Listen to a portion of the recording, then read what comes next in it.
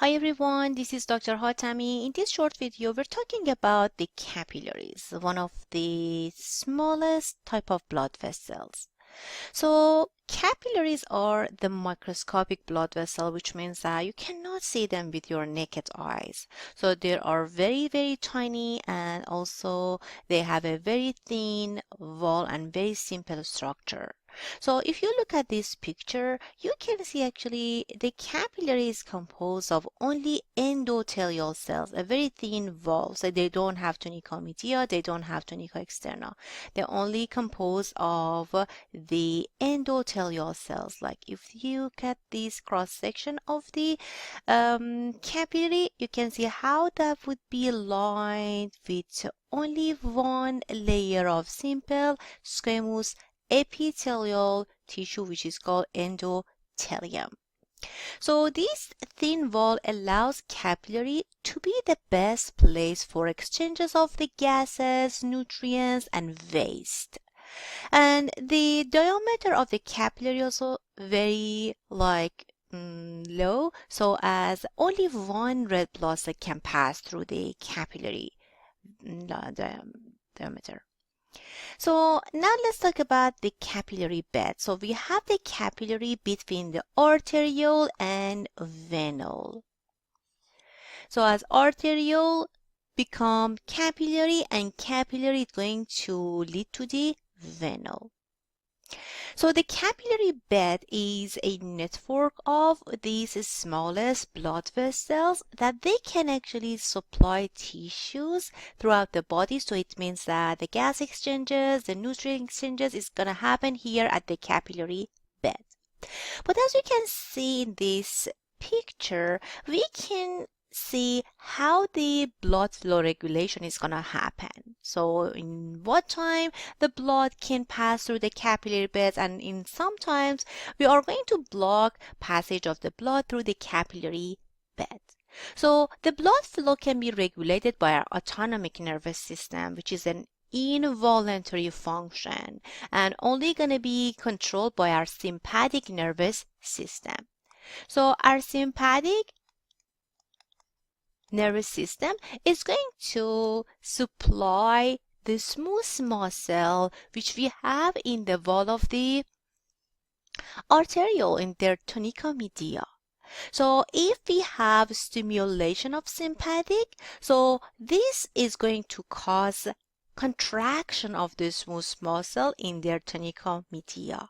So contraction of the smooth muscle, it causes vasoconstriction, means we are narrowing the blood vessels wall, and then it's going to reduce the blood flow through the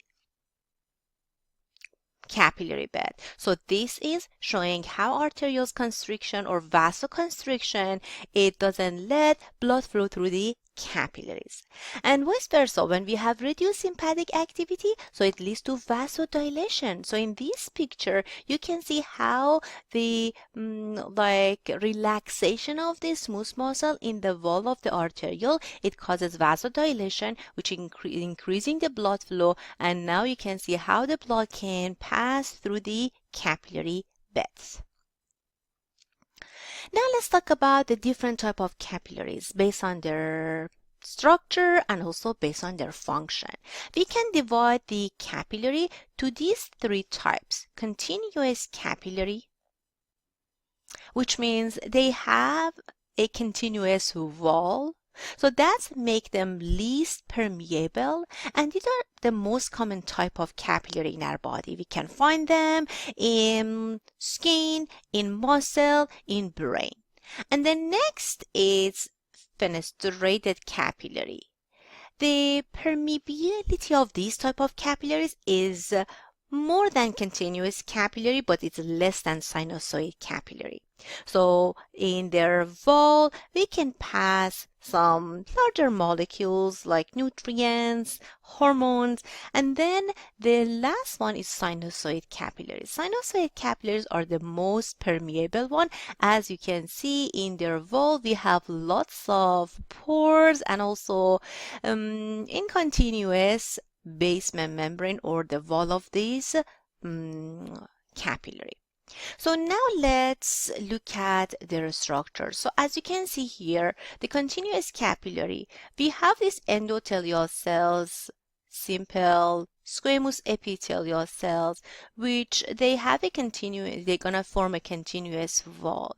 And also between these cells, we can find tight junction. That is super important. Only capillary which we can find tight junctions between endothelial cells would be called continuous capillary, and that's the reason they are the least permeable type of capillary. They're just going to allow some small molecules like water gases pass through the cells. And then for fenestrated capillary, as the name of these capillary is descriptive, we have fenestration or holes in their endothelial cells. That's the reason they can actually pass some larger molecule to go over their wall. And then sinusoid capillary is the wide and kind of irregular type of capillary, which it gives them the most permeability. So even cells and very large molecule can pass through these large holes and windows as they have a big or large gap between the cells as well.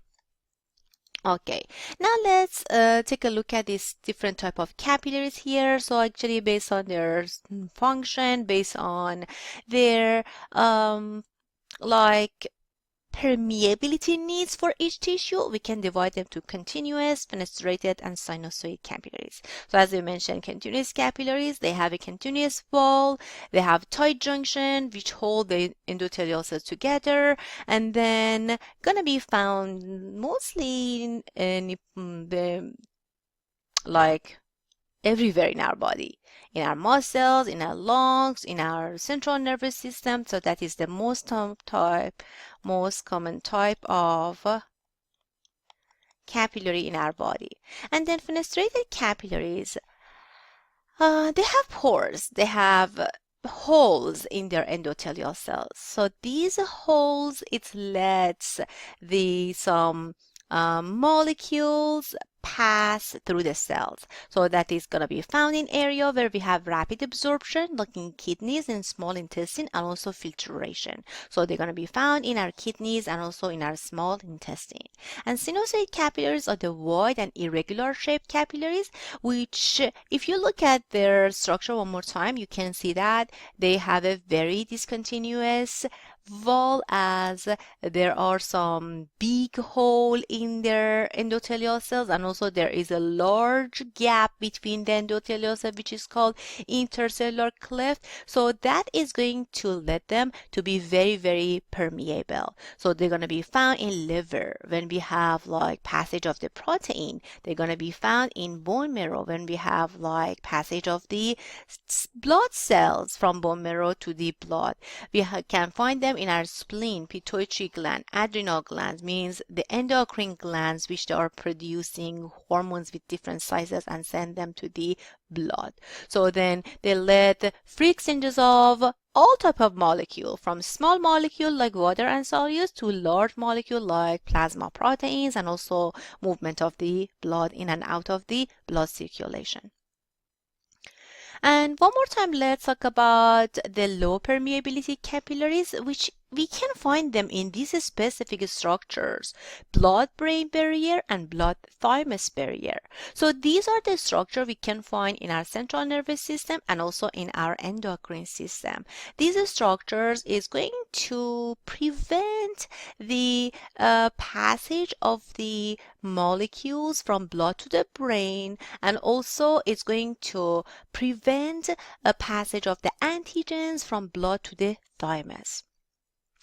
So in these organs, we are going to have the continuous capillaries, which between their cells we have lots of tight junction, which is going to kind of decrease their permeability. So in our brain we can find continuous capillary with a lot of tight junction, and there is no intercellular cleft, so which is going to like limit the permeability. So as I mentioned, it is gonna act like a barrier to prevent passage of the substances from blood to the brain, and also it doesn't let the cells like white blood cells leaving the blood and entering the brain tissue, and only vital molecules like glucose can pass through the blood-brain barrier.